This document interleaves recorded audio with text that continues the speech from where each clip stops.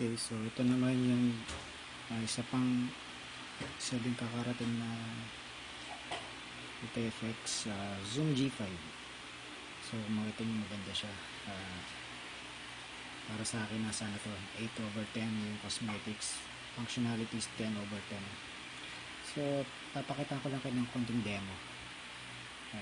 Ito kasi pwede mo siyang parang ituring na na mga tawag dito na analog pedal, diba? So parang mga analog na pinagsama-sama, naka-change siyang ganyan. So ito pwede ka mamili, napakarami, sobrang dami. Para kung meron kang super dami na analog pedal sa isang multi-effects na gadget, diba? So ito pipiliin ko itong equalizer. So ganito lang siya kadali. So kung gusto mong i-edit ng graphic equalizer, nakikita mo, diba? Habang pinipili ito, tumataas siya. So ito lang 160, 400. Kung gusto mo lumipat, pinitin mo itong page, hindi nilipat na siya sa mas mataas na frequency, diba?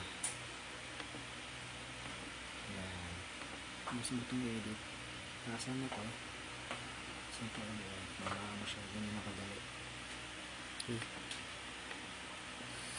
So dito ito overdrive, so pinili ko siya para sa demo lang. Then echo plunger V ko. So marami siyang mga presets na analog pedal. So ito, kung gusto mo paglipat-lipatin. So dito yan, pwede ka magdagdag. So kung ano naman ang gusto mo, yan, para naka-change siya. So ibabalik natin sa dulo. Ito pa dito, hindi na setup. So kung gusto mong gamitin ito, tapakan mo lang ito. Kung gusto mo lagyan ng gusto, ganyan ito.